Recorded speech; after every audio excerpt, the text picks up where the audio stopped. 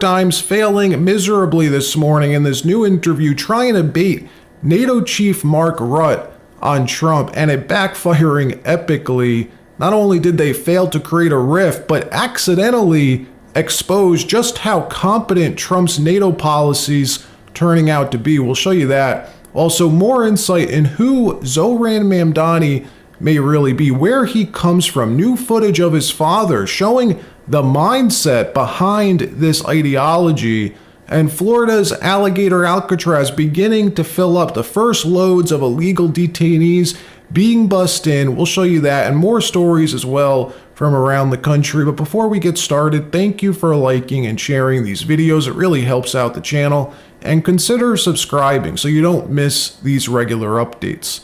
So the New York Times, as we're all well aware at this point, no longer the paper of record, but a mouthpiece for the Dem Party. It's used to create hooks for Democrats to wage war against Donald Trump, to create narratives that Dems can point to and say, see, there was that report in the Times that proves this happened, or what you said isn't true, etc. We all learned and watched during Trump 1.0 how even the intel agencies and the FBI used reporters at some of these big papers to launder their narratives through, which once one of these papers reports it, the others just write stories about the original story, a practice called circular reporting. During Trump's first term, the FBI did this, used stories that they sourced themselves in order to get warrants, FISA warrants, to spy on Trump's campaign, showing the FISA judge, well, look, there's independent reporting corroborating what we're telling you, when they were the ones who sourced it.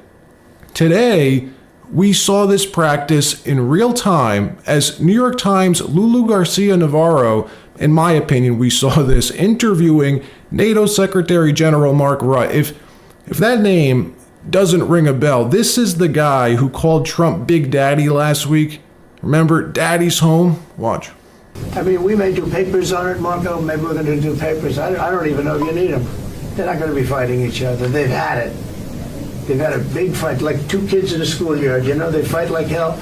You can't stop them. Let them fight for about 2-3 minutes. Then it's easy to stop them. And then Daddy has to sometimes use strong language. You have to use strong language. Every once in a while, you have to use a certain word. Sky News.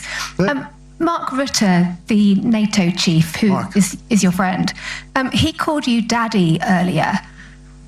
Do you regard your NATO allies as kind of children? No, he likes me. I think he likes me. If he doesn't, I'll let you know. I'll come back and I'll hit him hard, okay? No? He did it very affectionate. Daddy, you're my daddy.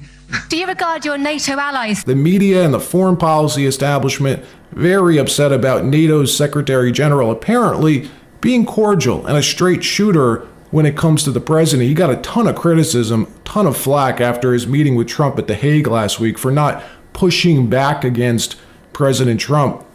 Why would he, though? Trump's turned out to be the best thing that's ever happened to NATO. Well, the New York Times, Lulu Navarro today, repeatedly asking him these anti-Trump questions, all of which he refuses to take the bait on. And keep in mind, when you watch these types of interviews, there's always a larger goal here. This isn't 1960s journalism anymore. Interviews like these aren't only about obtaining information. The main goal of these is always to weaken Trump or Trump's agenda in some way, create a wedge that can weaken him today or down the road. None of these things were achieved, though, today. Instead, all they did was expose just how effective and competent Trump's NATO policy is turning out to be. Watch. He sees it as European nations basically funding their welfare states, you know, giving free health care, giving pensions at the expense of American defense. You think that view is fair? The second half of the view is fair, but the first half I would not buy into, because I think that, and I'm pretty much confident of the fact that the American president, Trump, very much realized, and his whole team, based on my conversations when I was in Washington in March, when I was there in April, when I had the conversations last week in The Hague, that for the US to stay strong and safe, there is this embeddedness with European security. And of course, working working together to keep the Indo-Pacific safe. But I do agree with the second half, because there is this enormous irritant since Eisenhower with American presidents, and I think they're completely right that the Europeans were not paying enough, and that where you are paying an average 3.5% of your GDP on defense, that the Europeans were, well, struggling to get to 2%. So there, he has a big point, and luckily, last week in The Hague, we solved that. Before we get into that substance, I'd like to talk a little bit about the style, because your interactions with President Trump in the aftermath of that meeting have been called, and I'm quoting here, fawning and orchestrated grovel. I saw someone refer to NATO now as the North Atlantic Trump Organization. It's been a week of a lot of criticism. How do you see it? Well, let's face what is happening. There were 7 or 8 countries in Europe not at 2%. This was so now it's 5%, a new benchmark. Do we really think that we would have been able last week in The Hague to agree to that 5% if Trump would not have been re-elected as President of the United States? So I think when somebody deserves praise, that praise should be given. And President Trump deserves all the praise, because without his leadership, without him being re-elected as President of the United States, the 2% this year and the 5% in 2035, we would never, ever, ever have been able to achieve agreement on this. I want to get to what exactly these numbers are and what they mean, but there are these two camps after this summit. You know, one said that you did what you did to sort of pacify President Trump's ego and have a successful summit, which you did. And the other says that while our president likes flattery, he ultimately sees it as weakness, and it only appeases him for so long. I'm sure you've seen all this commentary afterwards. I was 14 years Prime Minister of the Netherlands, so I know about criticism, but I don't care. In the end, I need to do my job. I have to keep the whole of NATO together, and the biggest ally is the United States. That biggest ally has paid since Eisenhower more than the Europeans. And now for the first time in 65 years, we will equalize between what the US is paying and what the Europeans are paying. So, and without Trump, that would not have happened. Did you mind the text message that you sent him being made public by him?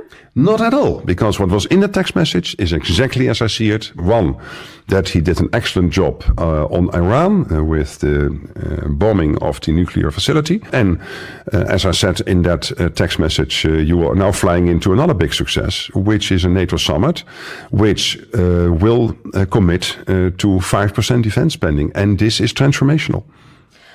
All right.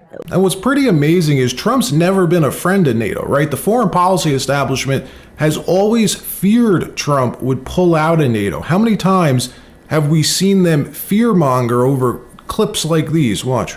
Make that policy, U.S. policy, that the U.S. wouldn't defend NATO countries that don't pay. Well, I think it's common sense, right? If they don't pay, I'm not going to defend them. No, I'm not going to defend them. I got into a lot of heat when I said that. You said, oh, he's violating NATO. Well, it turns out all of that rhetoric ended up securing an equalization in NATO funding. All NATO countries will now equalize and pay 5% of their GDPs toward NATO defense, with the exception of Spain. Trump just has a way of getting these massive problems solved. It's wild. In another story, New York City's likely next mayor, socialist Zoran Mamdani, a dedicated, real Soviet socialist, someone who believes America is fundamentally evil. He hates American ideals such as capitalism, a core American ideal. Zoran claiming it's the worst economic system in the world. Socialism, though, he says, is the best.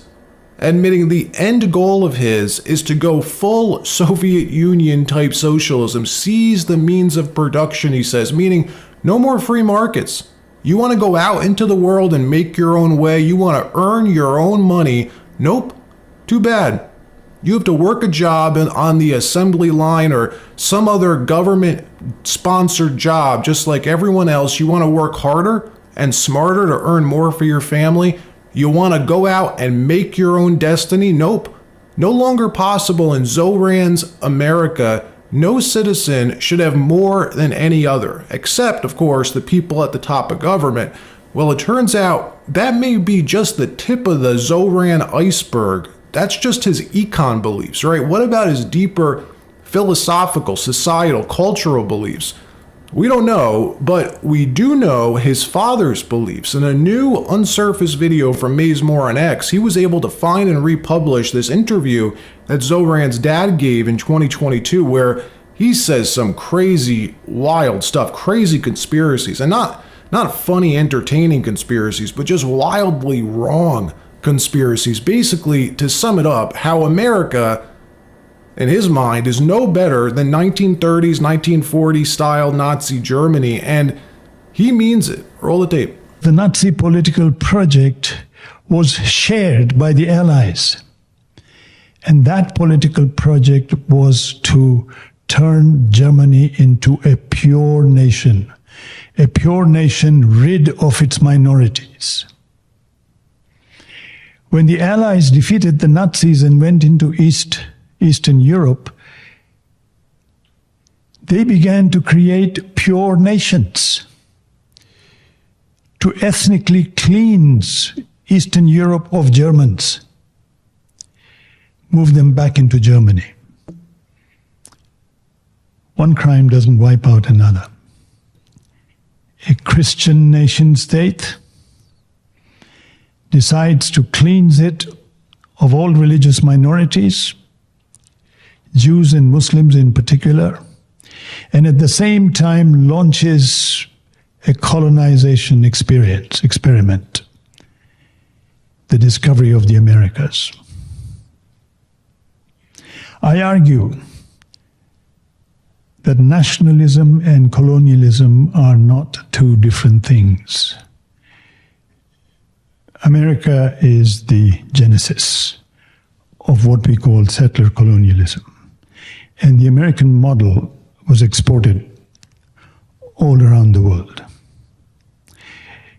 In America, you have two kinds of minorities that have run the course of the history of the modern American state: the American Indian and the African American.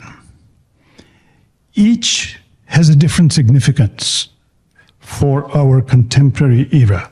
Generalize the solution of reservations. They herded American Indians into separate territories. For the Nazis,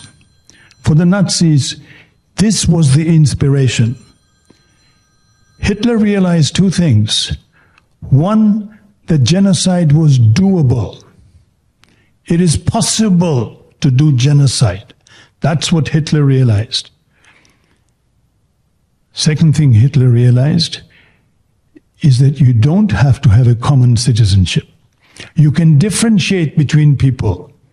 The Nuremberg laws were patterned after American laws. Isn't it funny how it's always the wealthy lefties who hate this country, wealthy left-wing foreigners coming to America and teaching Americans about American history? What world are we living in